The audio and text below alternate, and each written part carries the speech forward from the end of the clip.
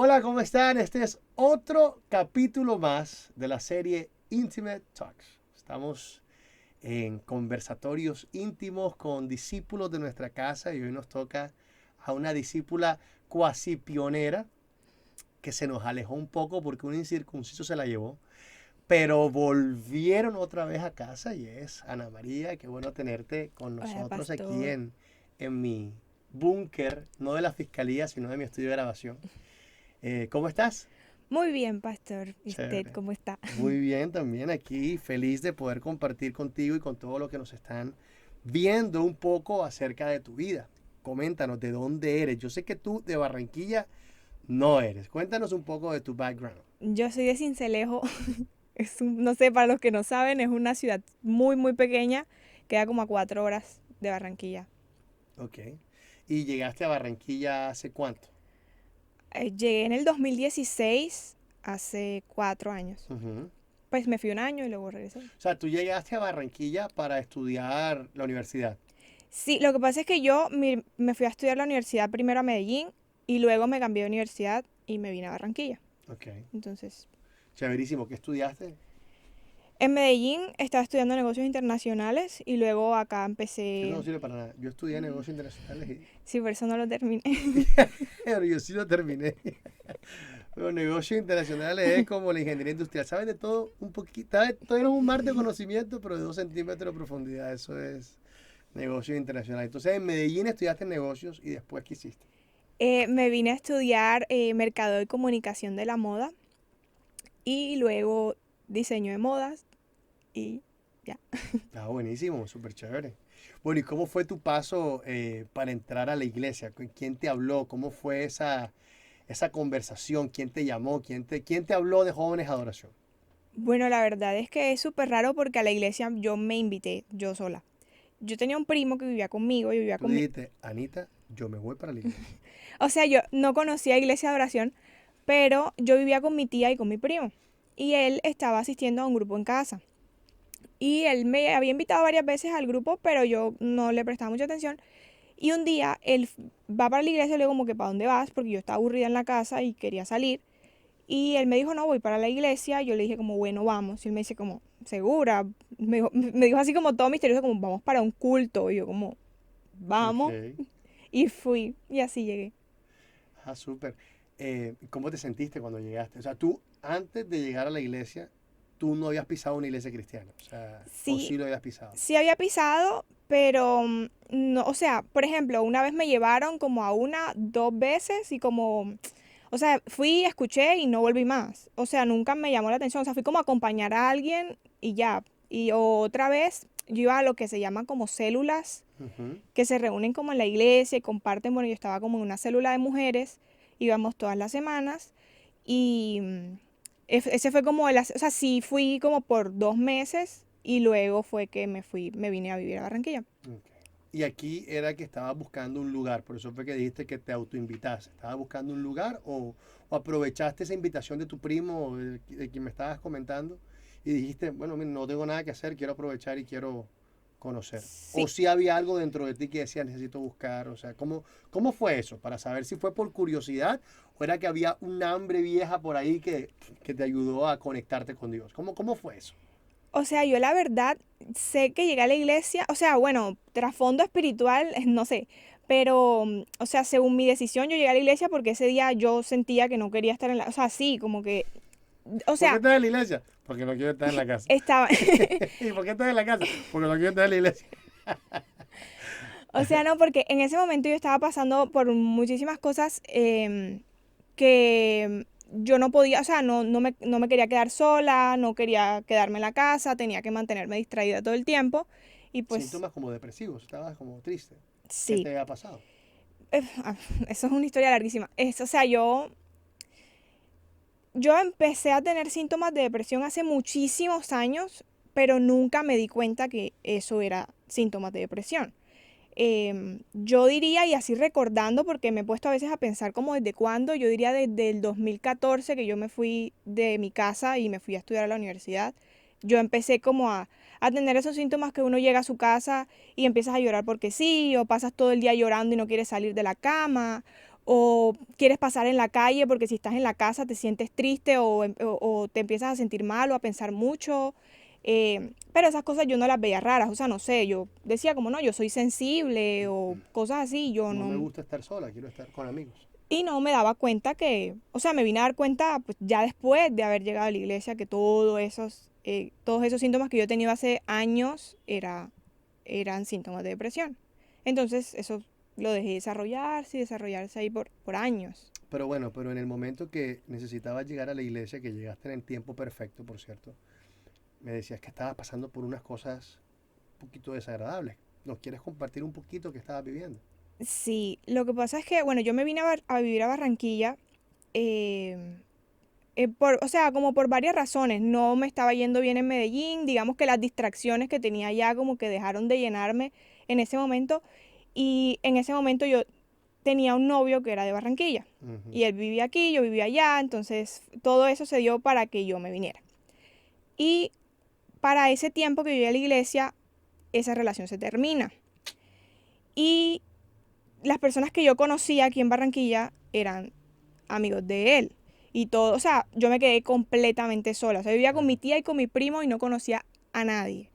Entonces, no solamente estaba sola, sino que además el que se terminara esa relación, desató en mí un episodio depresivo Claro, horrible. el duelo más la soledad te dejó en un estado que Sí. ya tú decías que lo tenías desde hace rato, se te alimentó un poquito la depresión. Sí, o sea, ya desde antes yo tenía, como le digo, esos síntomas, pero en ese momento ya era que yo no podía dormir.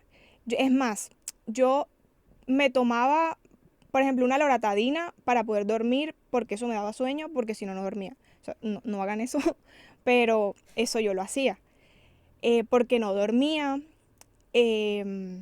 iba 2 veces al día al gimnasio, porque como no tenía nada que hacer, entonces para no estar en la casa, para no estar pensando, cosas así, o sea, como que buscaba distracciones de cualquier tipo para no pensar. Tú sabes que la pandemia ha hecho que muchas personas se diagnostiquen y puedan saber los problemas del alma, porque una de las cosas que tiene la juventud muy activa es que la actividad te entretiene los vacíos que tienes adentro.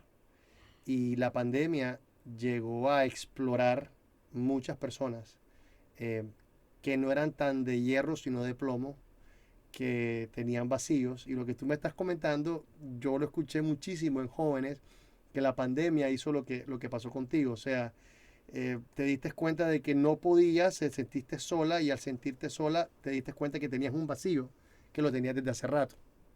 Y es interesante eso. Muchos jóvenes buscan distraerse para no pensar en los dolores o pensar en las cosas, pero los dolores no se van, los dolores están. Y eso es algo que uno tiene que aprender. A veces se da cuenta uno demasiado tarde, pero Sí, tiene que igual. aprender a lidiar, a enfrentarlo y a saber convivir con ellos. Y yo pienso que el problema también es que hace uno cuando busca distraerse de ese dolor y de ese vacío, porque, por ejemplo, yo en mi vida en Medellín, yo salía a rumbear viernes, sábado y domingo si era festivo y si podía desde el jueves, no ponía clases el viernes para poder salir desde el jueves, así, o sea, esa era mi vida y yo sentir que tenía amigos y que siempre tenía planes y que hacía muchas cosas, como siempre mantenerme distraída. Entonces, no es solamente como el distraerse, sino qué haces para distraerte, porque mucha gente, o sea, digamos, el mío era irme de rumba y probablemente tomar alcohol y otras personas se drogan y otras personas, no sé, hacen muchísimas más cosas que son de pronto hasta más Perjudiciales. perjudiciales para su vida. Bueno, y entonces llegó el momento de ir a la iglesia. Que cuando llegaste a la iglesia, a Jóvenes Adoración, ¿qué pasó? ¿Qué experimentaste? ¿Qué sucedió? ¿Qué te conectó?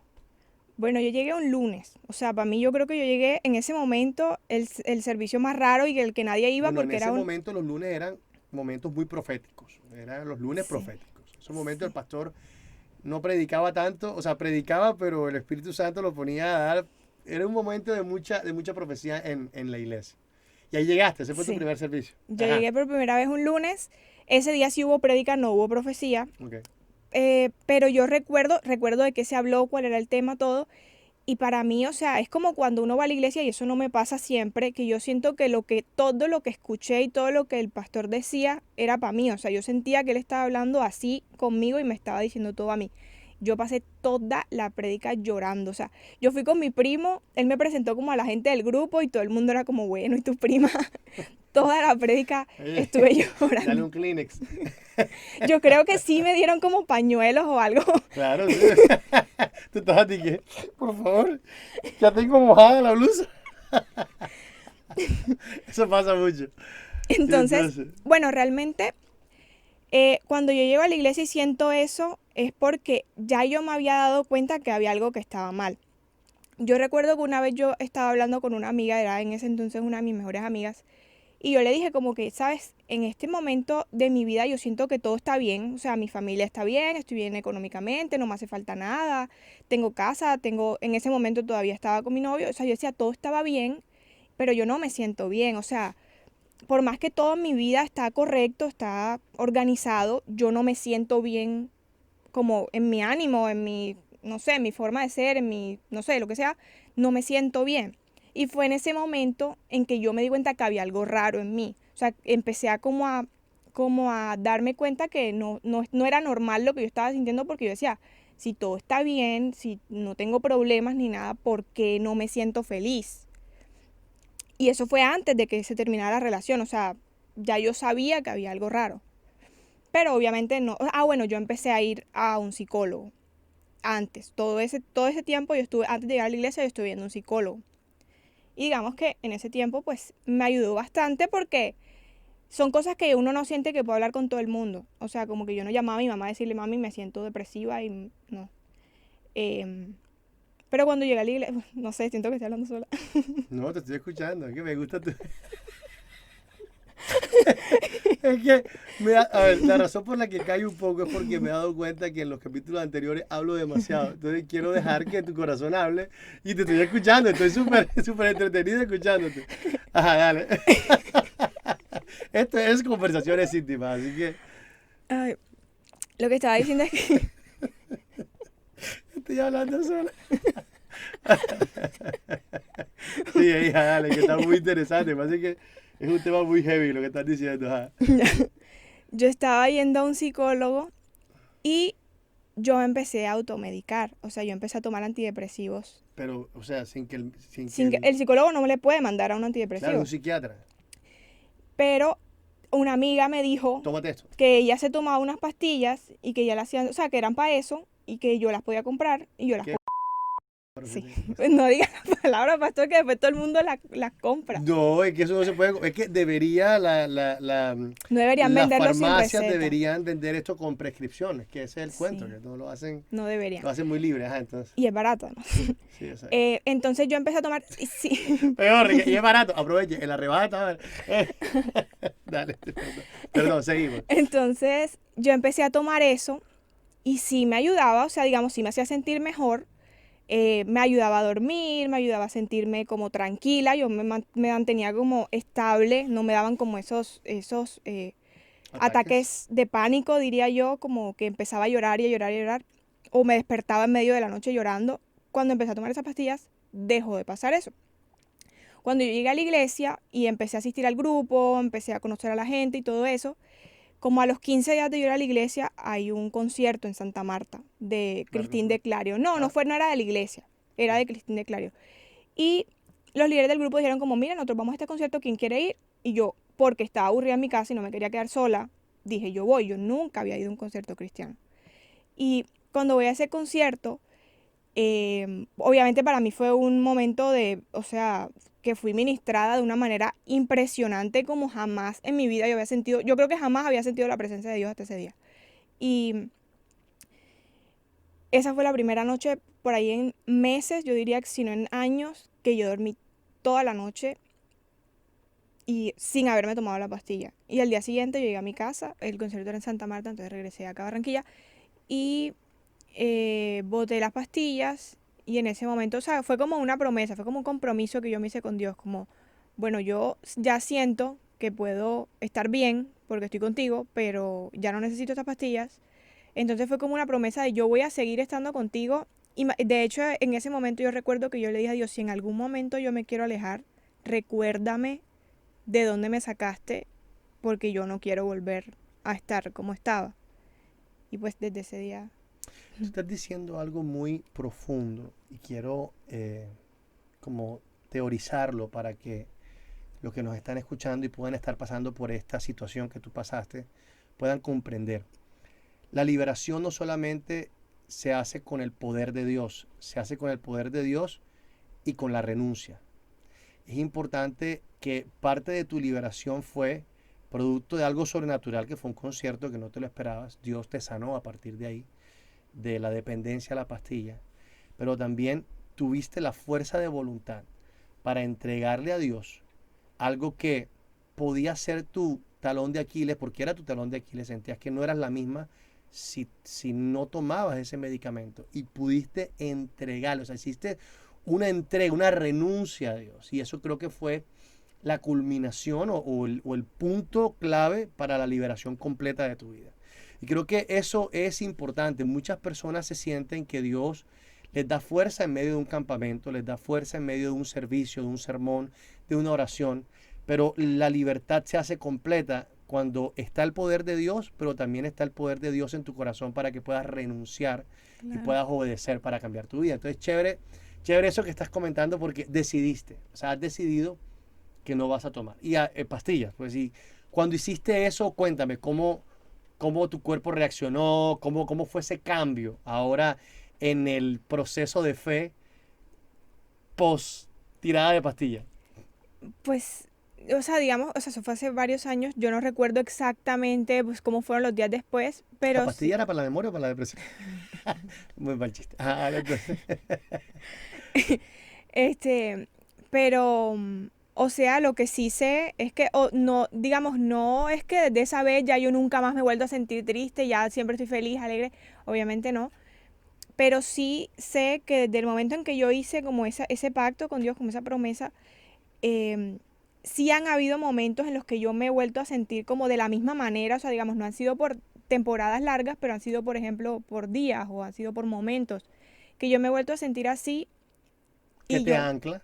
y yo les recuerdo, es una pregunta. ¿Sí? ¿Qué te ancla? La promesa que le diste a Dios, no dejes que vuelva otra vez a... Sí, pero yo le digo a Dios, es como, ven acá, ¿por qué me estoy sintiendo así? Si yo te estoy, o sea, estoy contigo. Y muchas veces es porque yo no estoy orando, o porque yo no estoy leyendo la palabra, o porque, o sea, cuando yo siento que me estoy alejando un poquito de Dios, o sea, entre más distancia haya entre Él y yo, me vuelvo, o sea, más fácil me vuelvo a sentir así. Más vulnerable. Sí, entonces es cuando Dios me recuerda, pero recuerda la promesa que me hiciste, que no te ibas a alejar de mí. Y siempre yo recuerdo, o sea, esa promesa que yo hice y eso que yo le pedí a Dios de recuérdame de dónde me sacaste, es cada vez que me alejo de Él, así me voy a sentir. Y me va a recordar que tengo que volver a acercarme a Él porque si es, o sea, no es una buena manera de vivir. Mm, interesante. Cuéntame cómo es tu vida ahora de casada, cómo estás manejando tu relación con Dios ahora de casada. ¿Sentiste que cambió, que se profundizó o tu marido te alejó? No, mentira. Bueno, un poquito. ¿Cómo? Ay, qué bueno, ahora quiero hacer una confesión, pastor. Sí. A ver, cuéntame, ¿cómo es tu vida ahora? Em, pues yo siento que en mi vida de casada, obviamente, al tener un esposo que es, no solamente cree en Dios y todo eso, sino que de verdad tiene una relación con Él, no solamente es mi relación con Dios mejor, porque digamos, en momentos de oración y ese tipo de cosas, sino que cuando uno, y eso lo hablamos nosotros muchísimo, cuando uno viene y se casa o se hace novio con una persona que quiere ser cada día más como Cristo, esa persona te va a impulsar a ti a querer ser cada día mejor. O sea, para mí, mi primera motivación para yo cambiar las cosas malas que tengo es, bueno, quiero agradar a Dios, pero la segunda es mi esposo, porque yo sé que las cosas malas que yo hago o si tengo ciertas actitudes van a hacer daño a mi relación. Entonces, el estar casada para mí ha sido como esa etapa de formación que yo no había tenido antes estando sola porque yo no me daba cuenta de las cosas que hacía. Ya tengo una persona que me dice, mira, esto que estás haciendo no está bien. Esto que hiciste no me gustó. Y hay muchas personas que dicen como, bueno, yo soy así y así me tienes que querer. Pero yo pienso que cuando, primero que todo, cuando tú le entregas tu vida a Dios y le entregas tu matrimonio a Dios y amas a la otra persona, tú no te vas a quedar en yo soy así y así me tienes que querer, sino que vas a querer cada día tanto agradar más a Dios como agradar más a tu esposo y que cada día puedan formar una relación o llegar a un punto en el que los dos puedan estar satisfechos, que de pronto uno se da un poco y el otro se da un poco y lleguen como a ese Oye, final. te hago una pregunta. ¿Qué te ha tocado renunciar ahora en casada que de soltera no renunciaste? Pues yo creo, o sea, yo no digo que renuncia, porque igual nosotros, digamos, estuvimos de novio 2 años, 3 años, y obviamente ya para mí eso era importante. O sea, ya estando de novios, yo pensaba así, de tengo que ser mejor y tenemos que reconstruir nuestra relación. Pero yo pienso que más que todo han sido como actitudes. Em, ¿Qué actitud te ha costado más renunciar? ¿Y qué y te ha tocado renunciar? Porque para que, yo pienso que, y es lo que Dios está tratando en mi vida en este momento, es el egoísmo. Mi esposo ¿en qué es, sentido el egoísmo? bueno, yo soy muy, o sea, no de pronto la palabra egoísta, pero yo soy hija única. Entonces, supuestamente psicológicamente los hijos únicos tienden a ser como muy autoritarios con sus cosas, no te gusta que te cojan nada, no te gusta que te muevan, donde dejas algo ahí lo tienes que encontrar. Yo soy así. No me gusta soltar las cosas, o sea, como que me gusta saber que lo tengo ahí, así sea por si Para saber que acaso. está ahí. Exacto, como si de pronto lo voy a necesitar, así alguien más lo necesite en ese momento. Entonces, mi esposo es muy generoso, o sea, él si se tiene que regalar toda su ropa, la regala, o sea, a él no le importa. Y eso a mí, o sea, viéndolo a él, a mí eso me enseña demasiado. Es como, ven acá, yo aquí toda, no sé, como egoísta así un poco. Yo te ya Y tengo ropa de mi quinceañero. ¡Qué egoísta! Pero no se la voy a nadie porque es mía. no Ajá. me queda ya, Si pero no no me queda, pero es importa. mía. No se la presto a nadie. Sí, entonces yo creo que eso es lo que más, no, o sea, obviamente he tenido que dejar ciertas actitudes, pero yo pienso que eso es lo que más me ha confrontado porque ha sido lo más difícil. Porque digamos, dejar de contestarle feo o dejar de eso, digamos que uno pues se muerde la lengua y si sea con rabia, pues uno no contesta. Pero cambiar toda una, como un sistema de pensamiento que uno tiene de tengo que defender mis cosas y mis cosas Un nadie me las sistema de toca, hábitos, sí, como... es muy difícil y todavía hasta el día de hoy sigo luchando con eso. Y hay veces que, o sea, que hace días, por ejemplo, amor, le vamos a dar tal cosa a tal persona y yo pienso, al principio digo no y después pienso, sí, bueno, dale. Entonces me cuesta todavía. Wow, qué chévere. Eso es un ánimo para que la gente se incentive y se casen. Cuando uno se casa, el amor y el cristianismo se perfecciona en ti. Eso es importante eso. Eso es un dato muy chévere para la Sí, gente que está, oye, que tiene esas relaciones, parece un bombril, güey. A los 7 años de relación y nada que gane yo compromiso. El que lo entendió, lo entendió. Bueno, seguimos. ahora también ahí va para el que si tiene ganas de casarse y no tiene ganas de cambiar, pues Se va a mejor que no se encontrar, sí, case. mejor que no se case, correcto. Porque, o sea, es imposible tú, desde noviarte, o sea, si tú te vas a noviar con el pensamiento de yo soy así, a mí nadie me cambia, pues no tiene sentido. Porque nadie te va a querer así perfectamente como eres, porque nadie es perfecto. Y vas a tener cosas que siempre vas a tener que cambiar. Qué Entonces, súper, qué súper, qué súper. Anita, qué, qué grato honor poder escuchar cosas íntimas de ti, que hayas abierto tu corazón.